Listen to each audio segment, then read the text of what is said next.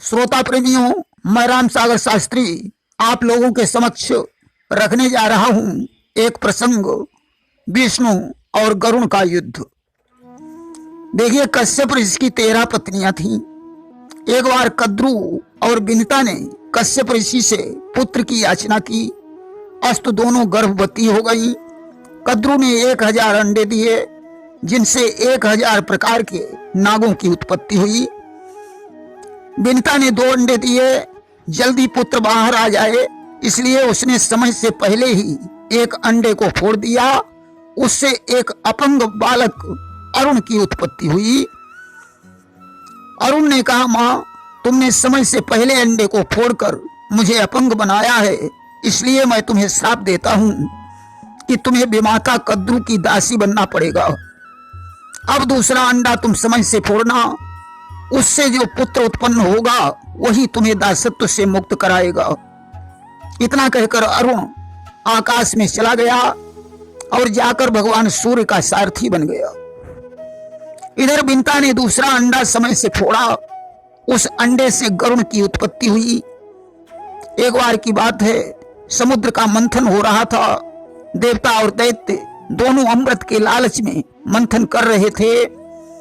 समुद्र से 14 रत्न निकले। जिस समय उच्च श्रवा नाम का घोड़ा निकला तो कद्रु और विनिता में बहस होने लगी कि बताओ घोड़े की पूंछ कैसी है। बहस में एक शर्त भी रखी गई कि जिसकी बात सत्य निकलेगी वही जीतेगा और हारने वाला उसकी गुलामी करेगा। विनिता ने पूंछ को सफेद बताया। कद्रु ने कहा, नहीं, पूंछ काली है। सत्यता यह थी कि उच्च श्रवा घोड़े का रंग सफेद था और उसकी पूंछ भी सफेद थी। नागों ने विचार किया कि मेरी मां कद्रु हार जाएगी तो उससे विनिता की दासी बनना पड़ेगा। अस्तु नाग दौड़कर घोड़े की पूंछ में लिपट गए, जिससे उसका रंग काला हो गया।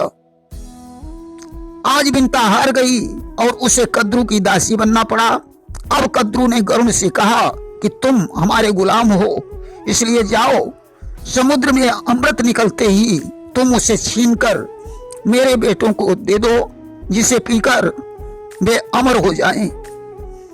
गरुण को आदेश का पालन करना पड़ा। अब तो ज्यों ही धन्वंतरी महाराज अमृत कलश लेकर प्रकट हुए, गरुण ने कलश को छीन लिया और आकाश में उड़ गए। भगवान विष्णु गरुण के पीछे दौड़े। दोनों में युद्ध होने लगा। गरुण की वीरता देखकर भगवान बड़े प्रसन्न हुए कि युद्ध देखी रीझे भगवाना, अब बोले हरि मांगो वरदाना। भगवान ने गरुण से कहा, मैं तुम्हारे युद्ध से बड़ा प्रसन्न हूं, तुम हमसे कोई वरदान मांग लो। गरुण ने कहा, मैं कोई भिखारी नहीं हूं जो मैं तुमसे वरदान मांगूं। तुम मुझसे वरदान क्यों नहीं मांग लेते कि भिक्षा वृत्ति हमारी नाही और तुम हमते मांगो किन काही। भगवान ने कहा, गरुण, तो ऐसा करो, तुम हमारे वाहन बन जाओ कि तब ही विष्णु यहाँ बैन उचारे और तुम वाहन बन जाओ हमारे। गरुण ने कहा, ठीक है, पहले यह अमृत नागों को पिलाऊं, इसके बाद मैं तुम्हारा वाहन बनूंगा। आज कलश को ले जाकर नागों के सामने रख दिया। नागों ने कहा, मैं नहाकर अमृत पीऊंगा। नाग नहाने चले गए। तब तक देवराज इंद्र गरुण के पास पहुंचे। उन्होंने कहा, गरुण, तुम्हारी माता को हराने में नागों की चालाकी रही, इसलिए यह अमृत कलश वापस कर दो। गरुण के बात समझ में आ गई। उन्होंने इंद्र को अमृत कलश दे दिया और अपनी माता विनिता के पास जाकर नागों की करतूत बताई। आज विनिता ने क्रोधित होकर नागों को श्राप दे दिया कि एक दिन समस्त नाग स्वयं जाकर आग में जलेंगे। और गरुण ने भी प्रतिज्ञा की कि आज से मैं नागों को जिंदा नहीं छोड़ूंगा। इसलिए वे पकड़ पकड़ कर नागों का भक्षण करने लगे। नाग उस समय रमणक द्वीप में रहते थे। अब तो कालिया नाग गरुण के भय से भागकर यमुन कुंड में छिप गया, क्योंकि एक दिन यमुन कुंड के पास सौभर ऋषि बैठे। संध्या वंदन कर रहे थे, अचानक गरुड़ ने वहां पहुंचकर एक मछली को पकड़कर खा लिया। सौर ऋषि ने गरुड़ को श्राप दे दिया कि यमुन कुंड ढिग जब ही यही है तुरंत ही गरुण भस्म हुई जई है। यमुन कुंड के पास आते ही गरुण जलकर भस्म हो जाएंगे। कालिया नाम को यह बात मालूम थी, इसलिए वह रमणक द्वीप छोड़कर यमुन कुंड में रहता था। जब भगवान कृष्ण ने उसके फन पर बंसी बजाकर नृत्य किया तो पद चिन्ह अंकित हो गए। भगवान ने कहा, अब तुम रमणक द्वीप में चले जाओ, क्योंकि हमारे पद चिन्ह तुम्हारे फनों पर अंकित हो चुके हैं। अब गरुड़ तुम पर आक्रमण नहीं करेंगे।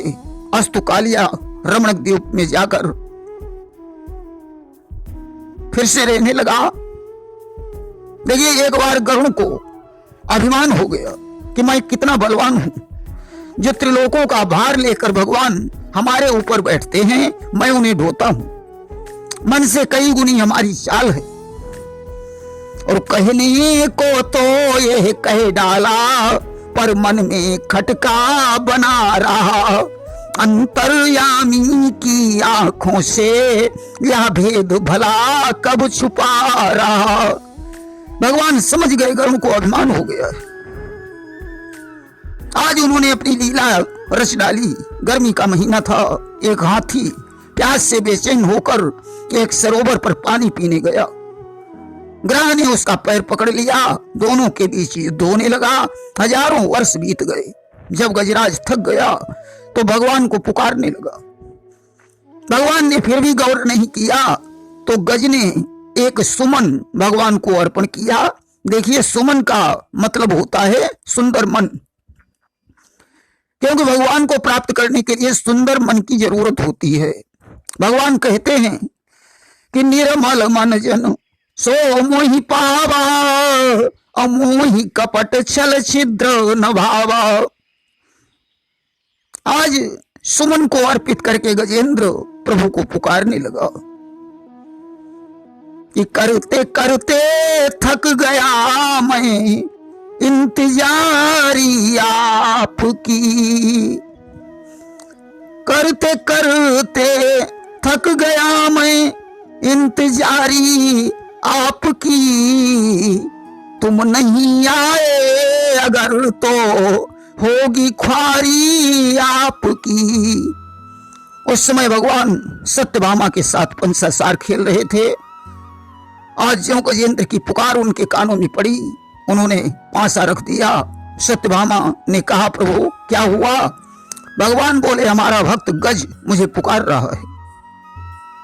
सत्यभामा ने कहा, प्रभु वह यहां से कितनी दूरी पर है?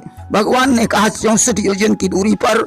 सत्यभामा ने कहा कि 64 योजन हई गजराजा, और ताकी के ही विधि सुनी आवाजा। जब गजेंद्र यहां से 64 योजन दूर है तो आपने उसकी आवाज को कैसे सुन लिया? और जो तुम सत्य कहू यह बानी, तुम ही दिखावो सारंग पानी। अगर आप सत्य कहते हैं तो मुझे चलकर दिखाइए। भगवान ने गरुड़ से चलने को कहा, गरुड़ ने इनकार कर दिया। भगवान ने कहा, तो तुम कुबेर के बाग में हनुमान जी बैठे हैं, उन्हें ले आओ, मैं उनके कंधे पर बैठकर चला जाऊंगा। गरुड़ ने कुबेर के बाग को प्रस्थान किया और इधर भगवान ने चक्र से कहा, चक्र ने भी इनकार कर दिया। भगवान बोले, तो तुम आज दरवाजे की पहरेदारी करो, कोई भी व्यक्ति अंदर नहीं आना चाहिए। इधर चक्र पहरेदारी करने लगा और उधर हनुमान के पास गरुड़ जी पहुंचे। उन्होंने हनुमान से कहा, हनुमान प्रभु तुम्हें बुला रही, इसलिए जल्दी से चलो, अन्यथा मैं तुम्हें घसीटता हुआ ले चलूंगा। हनुमान ने कहा, भैया काफी दिन से मैं यहाँ बैठा हूँ, हमारी पूंछ जकड़ गई है, जरा मेरी पूंछ को उठा दीजिए। गरुड़ पूंछ उठाने लगे, परंतु पूंछ हिलाए से नहीं हिली। हनुमान ने गरुड़ को पूंछ में लपेटकर समुद्र में फेंक दिया और भगवान के द्वार पर पहुंचे। चक्र ने घुसने नहीं दिया। हनुमान ने चक्र को मुंह में रख लिया और भगवान के पास पहुंचे। भगवान ने पूछा, हनुमान क्या तुम्हें किसी ने द्वार पर रोका नहीं? हनुमान ने सिर हिलाकर उत्तर दिया, हाँ रोका। तब तक गरुड़ भी आ गए। भगवान ने कहा, चक्र कहाँ है? हनुमान ने चक्र को मुक्त कर दिया। दोनों का अभिमान चूर हो गया। आज सत्यभामा सहित भगवान सरोवर पर पहुंचे। इधर गजेंद्र विचार करता है, आज प्रभु ने बड़ी देर कर दी। तब तक भगवान पहुंच गए। आज गरुड़ से कूदकर चक्र की धार से मकर का मुंह चीर कर उन्होंने गजेंद्र को बचा लिया कि कर गज को मकर सहित उसका मुख चक्र धार से चीर दिया। देखते देखते देवों के हरि ने गजेंद्र को छुड़ा लिया। आज गज इंद्रदुम्न राजा बन गया, ग्रह नामक गंधर्व बन गया। दोनों भगवान की स्तुति करके अपने अपने स्थान को चले गए। प्रेम से बोलिए वृंदावन बिहारी लाल की जय।